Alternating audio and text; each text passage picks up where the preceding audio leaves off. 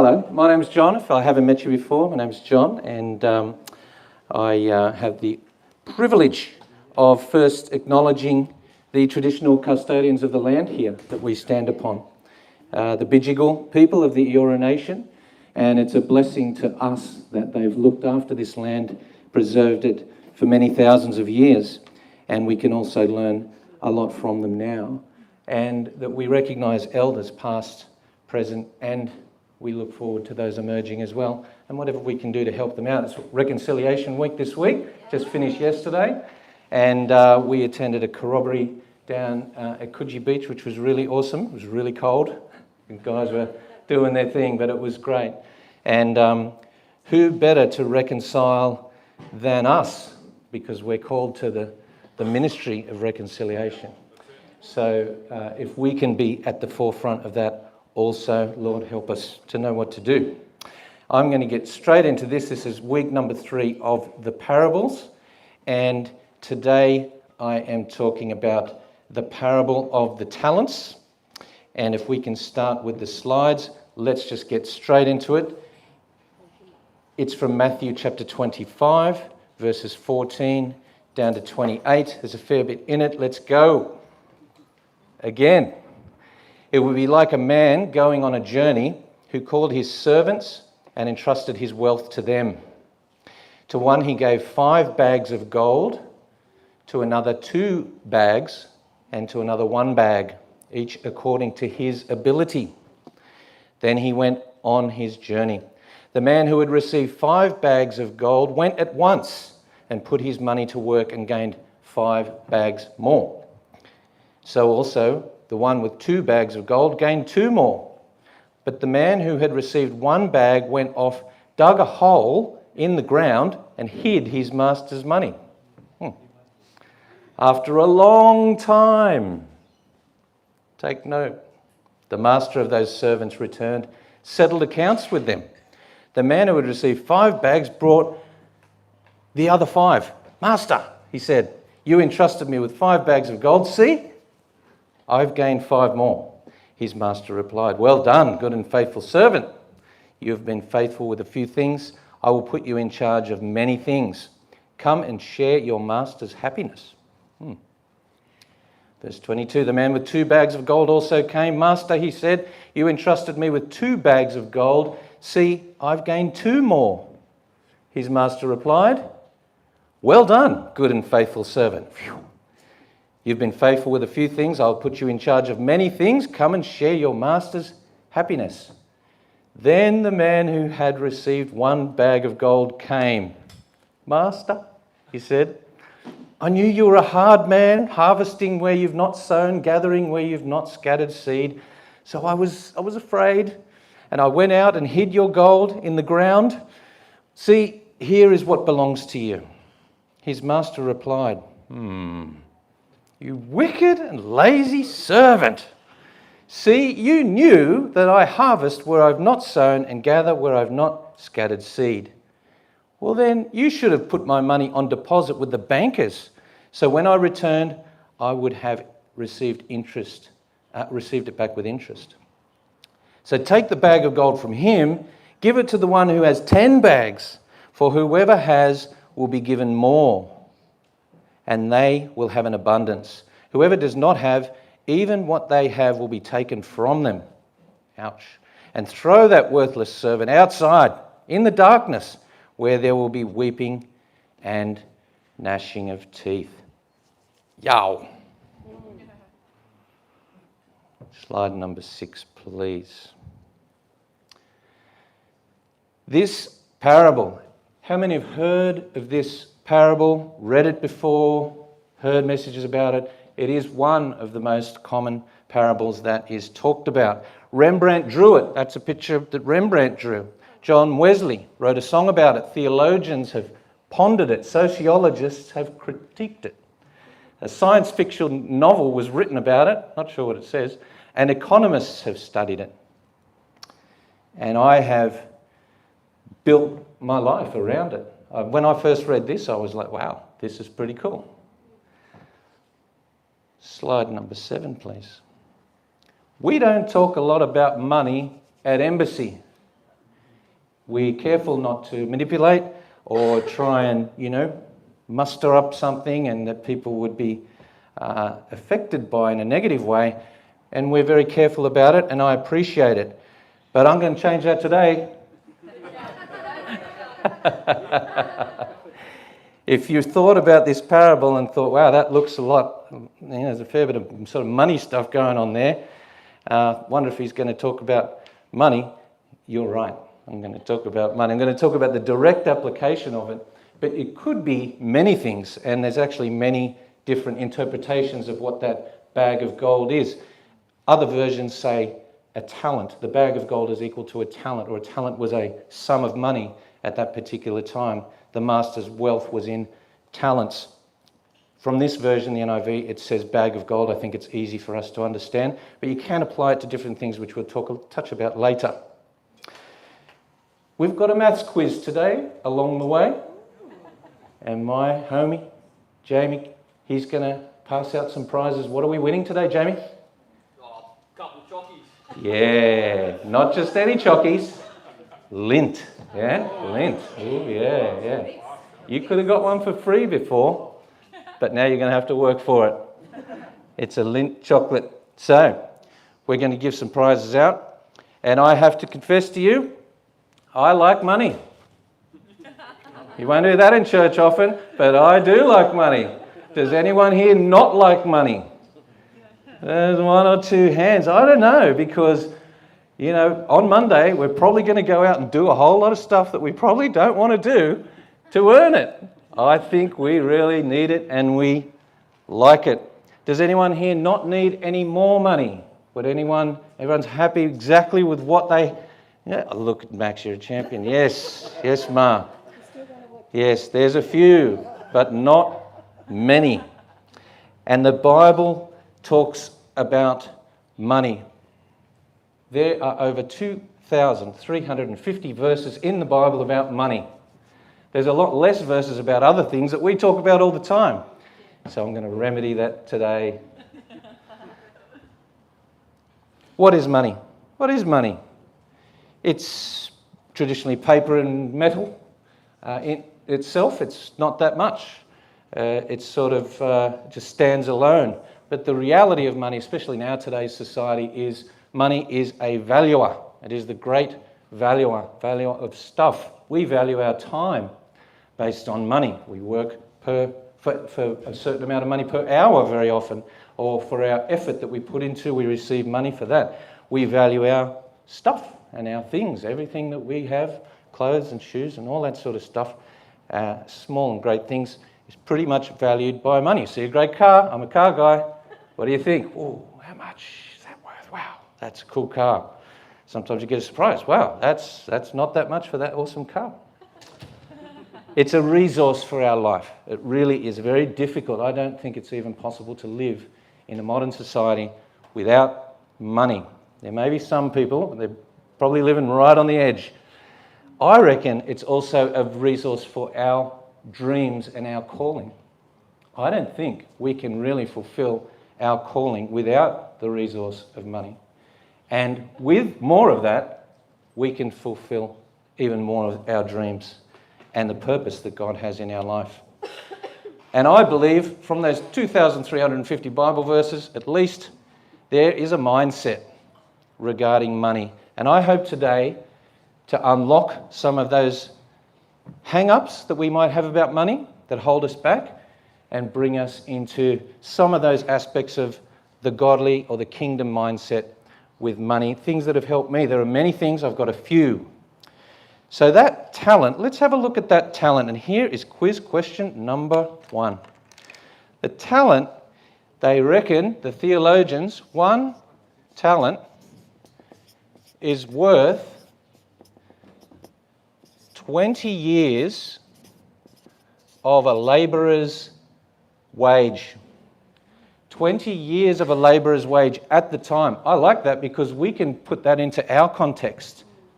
And I looked up fairwork.com, and the minimum wage for a labourer, I thought it was a bit low. But anyway, it is $21.38 per hour. Let's go. Let's go.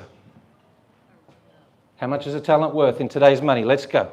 Mathematicians, pull out your calculator. You won't do this in your head.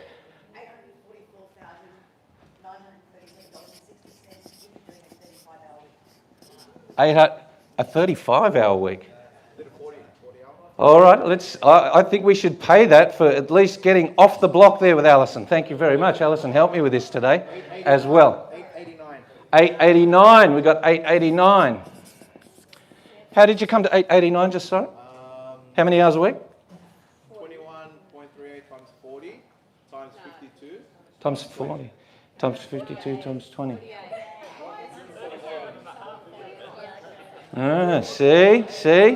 See, we've all got a view. All right. I think that's a decent effort. He's well in the ballpark. Can you give him a gift? 718.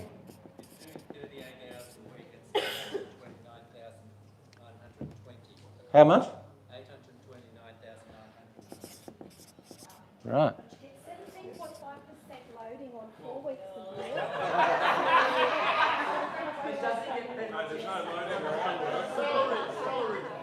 Holiday loading. That's right, I'm bringing in the union town. We had enough politicians here last week, no? Okay, the winner is, I'm going to call it 844, but they're all very close, so give a hand to those guys. It's well in the eights, and it sort of depends on how you look at it. But for today's exercise, let's just round it up. We'll round it up. Who knows, might have got a bit of a pay rise along the way. And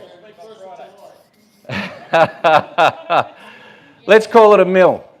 Let's call it a mil. When I did some other calculations, it was based on 6,000 days work. It was one talent, and I came to over a mil. But then when we did the Fair Work thing, came to under a mil. So I reckon it's probably around about the mil. And who is the man? The man went on a long journey. Who's the man? Who's the man? Jesus is the boss of... Jesus is the man. Why did I do that? He was wealthy. He had heaps of dough and he divvied it up to his people. But he didn't choose everyone. You notice that? He chose 3 servants. He had a golden opportunity for 3 chosen people. It was pretty awesome. I was meant to start that time, and let's go. What a golden opportunity. He came to 3 chosen people, his servants. And I'm going to talk about those 3 individuals and share a little bit of a story about each of them. Slide number 8. The 1 talent guy. Let's start with the 1 talent guy because, look, we want to get him out of the way. It's a sad story. We want to sort of get him out of the way. And he's a 1 talent guy. How much money did he have? Very good. I won't give you a prize for that. That's too obvious. How much money did he end up with? 0. He got a big fat 0 at the end because he had to give that to the other guy. And here's a quiz question. This is for 2 chocolates. What is the percentage difference? 0. What is the percentage difference between what he started with, what he ended with? Come on, maths. 100%. What? It's negative 100%. He lost the whole thing. He thought he was doing a good thing, but he actually lost negative 100%. That's a bad outcome.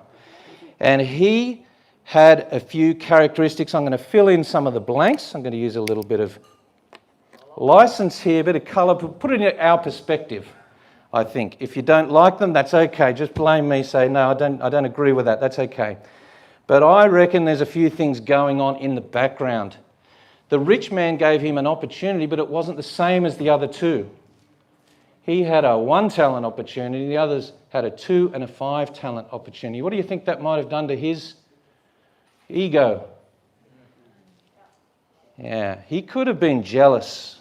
Hang on a minute. Why are they getting 2 and he's getting 5 and I'm just getting 1? Wow, I don't like that. So he had, I think, potentially a bit of a chip on his shoulder. But why would the rich man only give him 1, give the other guy 2, and the other guy 5? It says in the story, each according to his ability. According to his ability. So why? Because the rich man is obviously, pretty smart to get this, and, he's got a good thing going. He doesn't want to squander it, and he's like, okay, that guy, let's give him a go. I call this one talent man the give it a go guy. Give him 1. Let's see what he does with it. He's a bit of a newbie. He's probably maybe a bit younger, certainly less experienced than the others. Give him a go and see what he can do with it. And what did he do with it? Buried it. So one of the commentaries I read, they said it actually would have been easier because they pushed this stuff. It was like a big thing on a trolley because it was heavy with silver and gold and that sort of stuff. And it would have been easier just to take it to the gate where the bankers were and put it there and just pretty much forget about it and earn some interest, like the rich man said at the end. Why didn't you do that? It would have been harder to actually go out and dig a hole somewhere, hidden, and hide it in there, probably late at night when no one's looking, because he didn't want someone to flog it, and bury it over and put it and come. That would have been harder. It would have actually taken more work. Pretty strange. It's almost like out of spite. What do you bury? Even in those days, they didn't bury people. They put them in the sepulchre and they put a nice linen and spices and stuff in a cave. Rubbish. Dead animals. Buried it. It's almost like that model's song. Out of mind, out of sight. I don't want to have anything to do with it. I'm just going to put that in the ground and just forget about it. Boom. What gets me about this guy is that was his idea.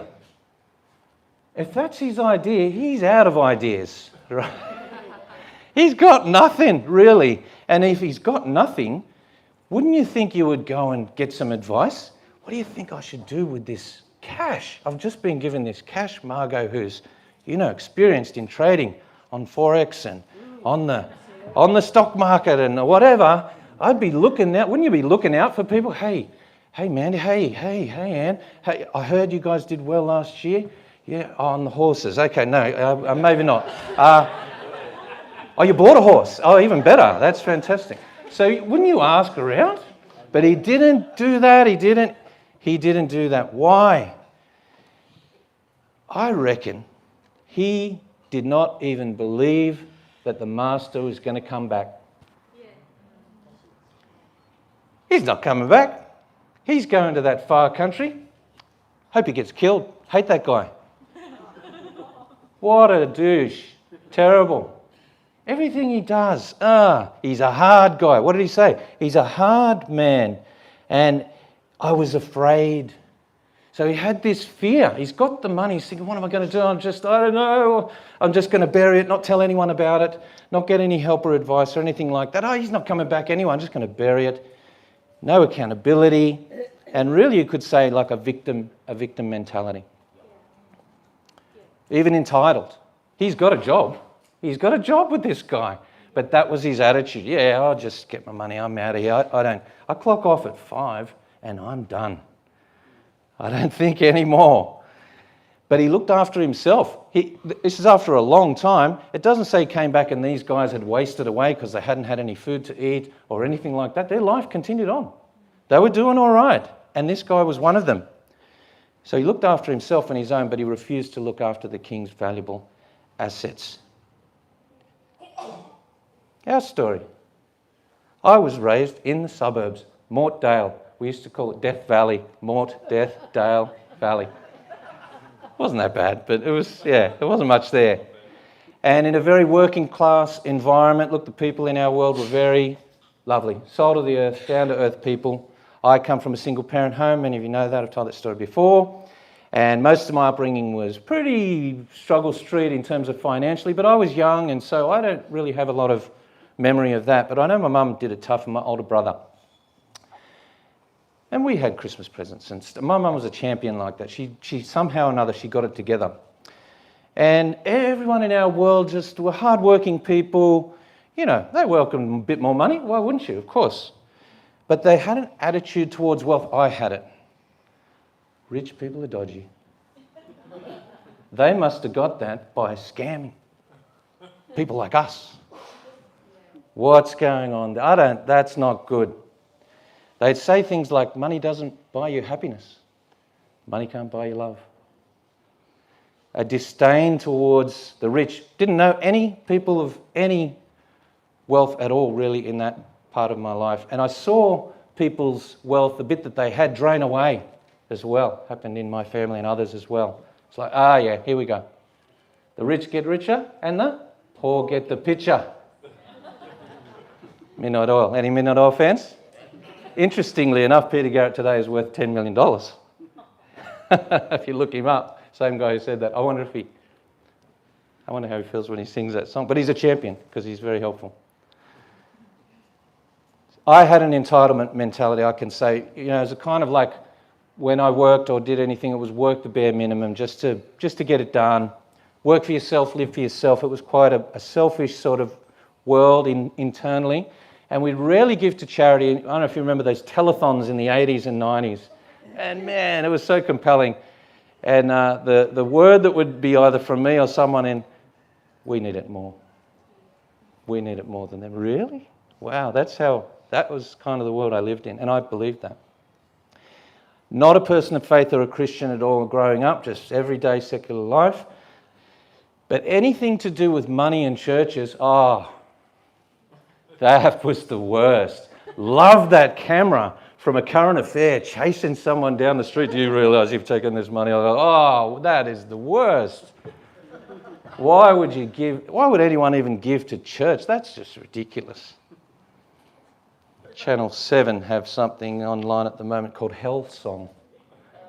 Expose. And I thought to myself, if you're going to diss something, you can have your opinion, that's all good. But at least be creative and innovative, because there was a CD called Hellsong's Hymns in the Key of 666 in 2016, and it was a joke. But I thought, come on, Channel 7, you can do better than that. I don't think they can. I don't think they can.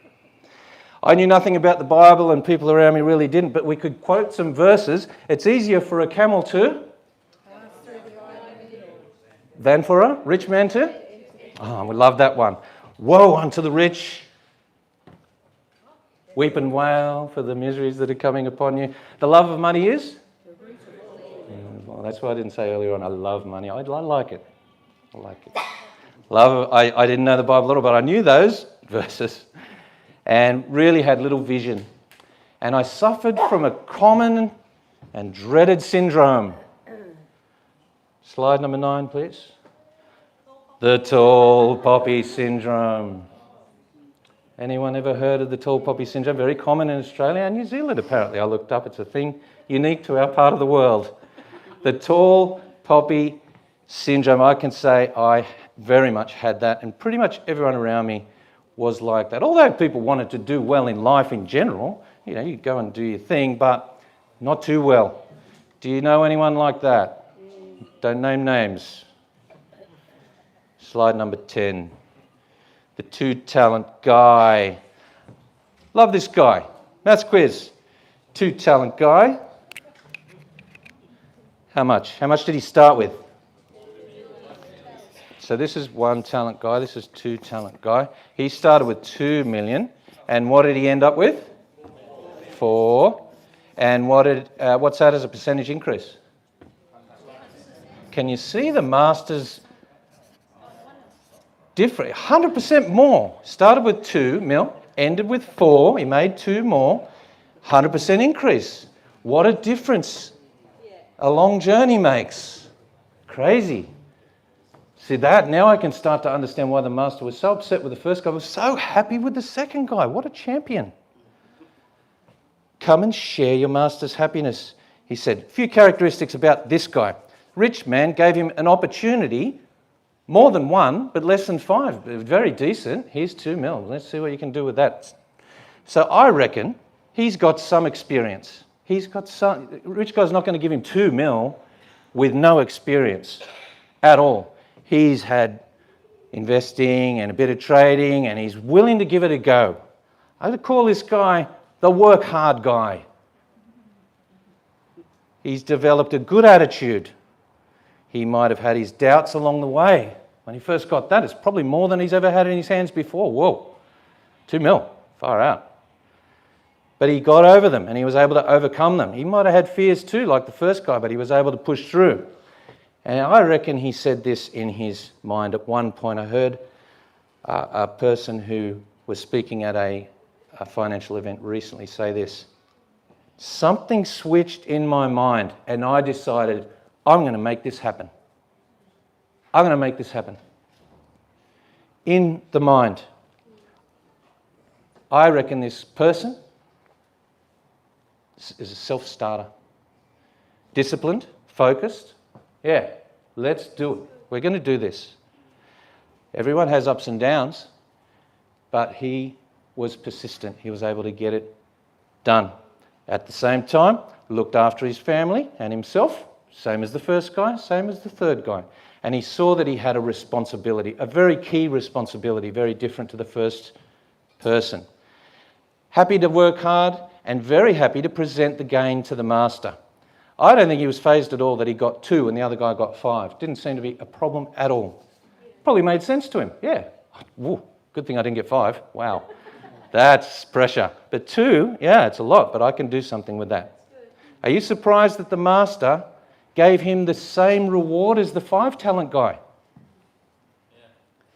I'm surprised by that. I reckon he was surprised by that. What do you imagine that? It's actually exactly the same words in verse 21 as verse 23. It's like cut and paste. Well done, good and faithful servant. You've been faithful with a few things. I'll put you in charge of many things. Come and share your master's happiness. Thank God. I've had an experience like this number 2 guy in my life, despite my upbringing and my tall poppy syndrome. I came into Christianity with all the baggage that my young life brought. And I would still see those verses and even more. Wow, yeah, no, riches, no, that's not a good thing.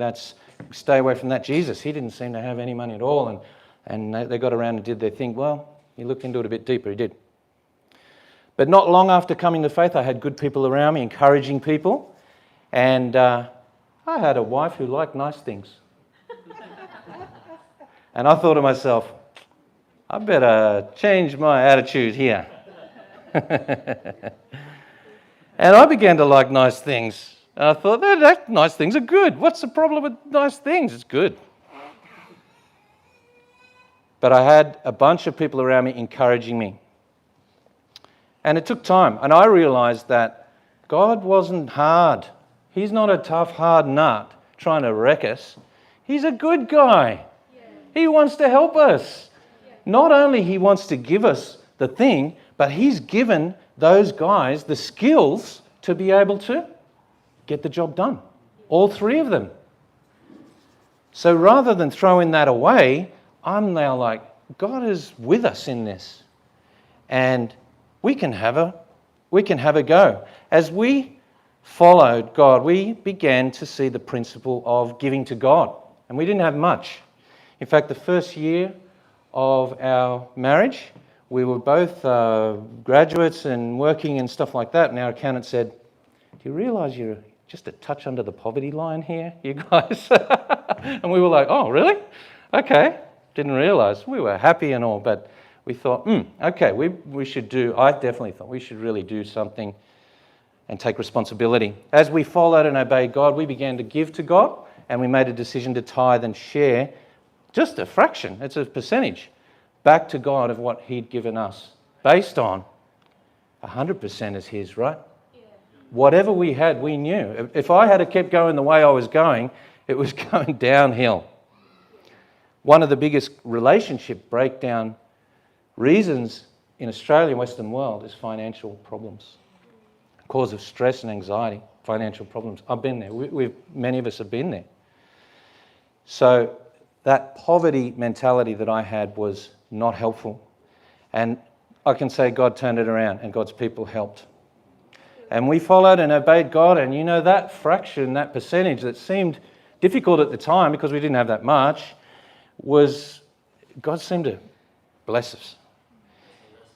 One day back in the late 90s, we got a very weird opportunity to live in an old house. Slide number? I'm not sure what number it is. Slide number house. And it was through a neighbour. Long story short, we paid $60 a week rent. 60. It was just like that house. The house that we lived in is no longer a house. There's another house there in Alawa. But this is actually down the road from where I live. I was like, walking past, going, hey, that's just like our house, Lily Street. And it really started causing me to reminisce and go, wow, that was a gift. People said to us, why are you moving there? What a rubbish house. What are you doing? You got a key. We had a key, another one on the way soon. But we knew it was a gift from God. We'd prayed and we had a peace about it. Not only a gift, it was an opportunity. And from that house, a business opportunity happened and came our way. And it was really a very easy transition for us from working for someone to beginning our own business. It happened over time because we lived quite frugally and our house costs were virtually, they were so low. And this transition was very smooth. And we were able to start something. And we realised we got something here. I never asked for it particularly, actually, and never really thought of myself as doing that. But it fell into our lap, and it was the hand of God. I can look back. We stumbled across it, really, an opportunity to start our own business. And we got help fairly quickly. We were like, we don't know what we're doing here. I didn't know how to write an invoice. An invoice? What's an invoice?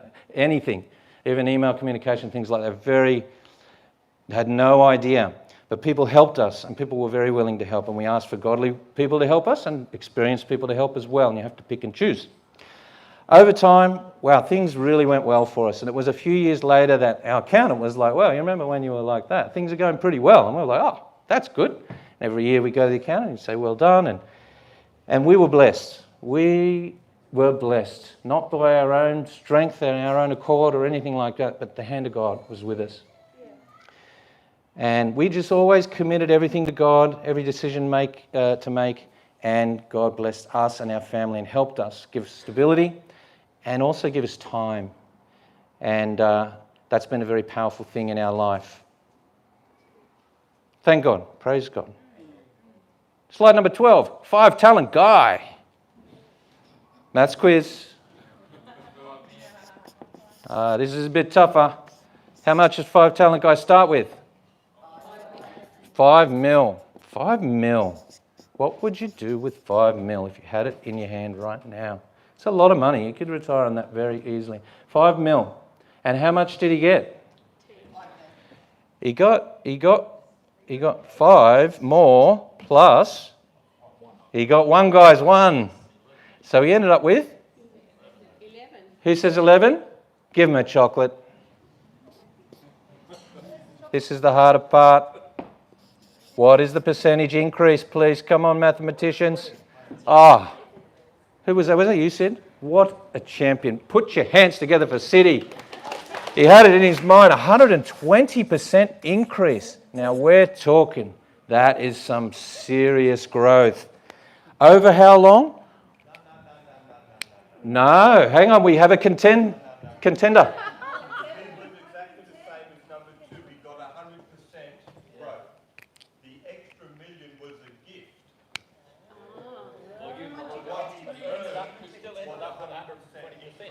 All right, so what are you saying? You got 100% growth? He got 100% growth. And then the master, because he was pleased with his effort, which was the same as number 2, Same as number 2. take from the guy who has nothing, number 1, give it to the other one. Okay, yes, take that one down there. Here you go. And he got a 20% increase there. 100 plus 20, 120. No, he got a 20% bonus. He got a 20% bonus. Oh, so you're saying it's not a 20%, it's a 10% bonus on the 10?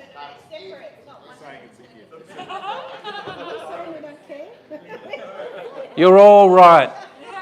You're all right. You're all right. You're right, Ed.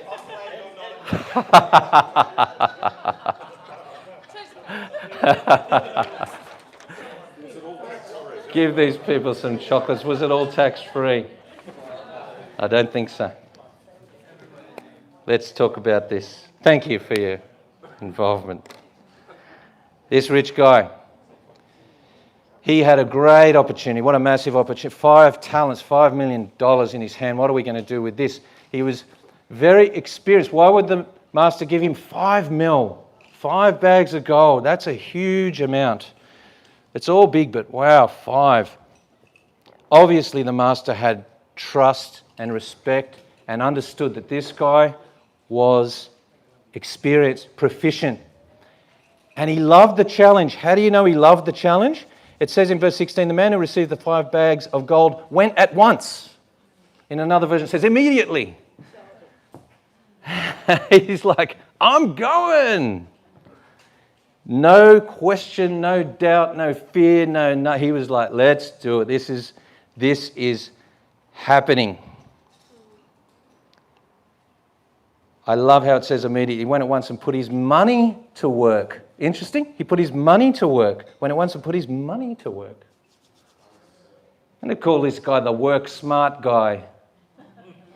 You can work harder, you can work smarter, you can do a mix of both. But I think the parable gives us the 3 options here to make it clear. His attitude was sharp and defined. Any doubt he had? No doubt whatsoever. Slide 13. Let's go. I'm in the game.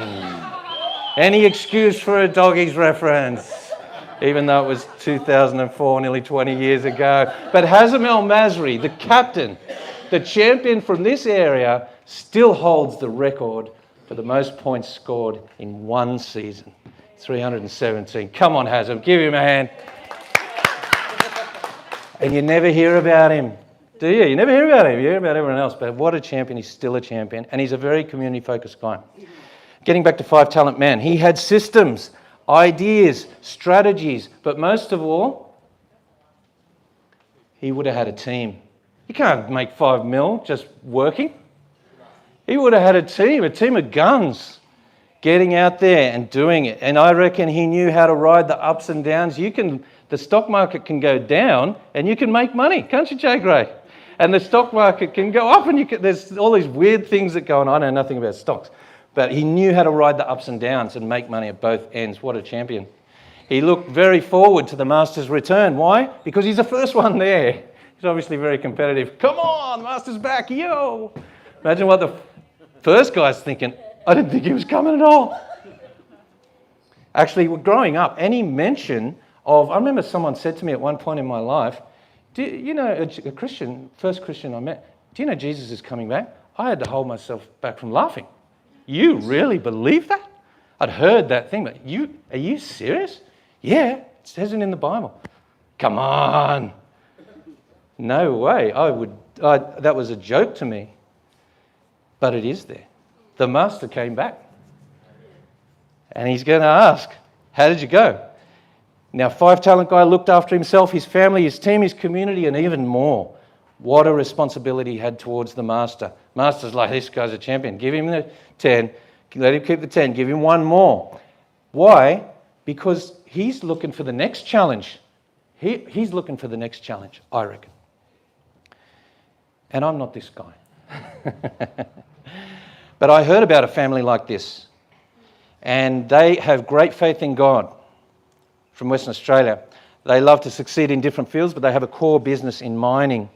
And this guy is, the husband particularly, is very big in the industry world and in an industry leader. And the wife is very big in the philanthropy world and giving and sowing into projects. And they realise this thing, that money is a vehicle. Money itself, what is money? It's paper and coins and metal. But money is a vehicle to do great things. And they got haters. And I don't know about everything, but I know this. I'm inspired by this in their life. They are looking to bless everyone wherever they go. Who are these people? You might have heard of them. Nicola and Andrew Twiggy Forrest. You ever heard of Fortescue Metals? Very strong Christian, very outward about their faith. A lot of news articles and things about their faith, good and bad. People sometimes, poking a stick at them. They did something in 2017 which is unprecedented in Australia. They gave the largest single donation in the history of Australia by a living person. Have a guess how much? 6 mil? 606. They say they actually kept it quiet. It's somewhere between $400 and $600 million. Wow. Can they use all that money? No. But they could see that that money could be useful for a lot of things. What did they give it to? World cancer, building stronger communities, higher education and breakthrough research, giving every child their best chance, creating equal opportunity amongst all Australians, removing modern slavery from human history. These are big picture projects. And small. We've got cancer in our church. People suffering from cancer in our church. People who are looking for higher education. We want to build strong community here. So small, big and large. On top of that, the forests are worth $27 billion. And they recently said, before we die, we're going to give it all away. Wow. Unheard of. Except that thing. How can a rich man enter the kingdom of heaven? It's harder for a camel to go through. How can a rich man enter the kingdom of heaven? It says it. The rich young ruler. You just go and sell all you have and come and follow me. That's what Jesus said. That's how to do it. But he couldn't do it. But these guys are doing it. How cool is that? And they're in Australia. Wow. My jaw dropped when I read that. I thought, wow, that is an inspiration. And not that all rich people should give it all away. I don't know. But what they should do is follow Jesus and obey him. Family was blessed. Community was blessed. But wow, the whole world. Slide 14, let's finish it up. There's such thing as a kingdom mindset. We're talking about mindset in youth and young adults this week. Mindset. It starts with your mind. And you can read and watch, inspirational stuff or, some of these people are, it's all about themselves. But there's a kingdom mindset. God is with you. God is with you. He's not against you. Like the first guy, he's against me. He's hard. I can't do anything with this. I'm going to fail. No, God is with you. Ephesians says more than you can ask or think. Beyond our comprehension. Be generous. Be generous. What have we got there? Oh, I missed the second one. It's a great song. From little things, big things grow. One of Australia's great iconic songs, especially this week in Reconciliation Week. Vincent Lingiari, the Prime Minister. From little things, big things grow. He went away for a long time. This wasn't a fast track. He didn't make it in a week or a month or a year. These guys, the other guy had a long time to be able to do what was the right thing. Could have been 10 years, could have been 15, 20 years. With more, you can do more for more people and for others. And follow God and obey God. God doesn't call us to give it all away necessarily, but he does call us to obey him. But 100% is God's. That's what the forest, that's full on. And I think that'd be difficult for any of us to do at any stage of life, but wow, 100% is God's.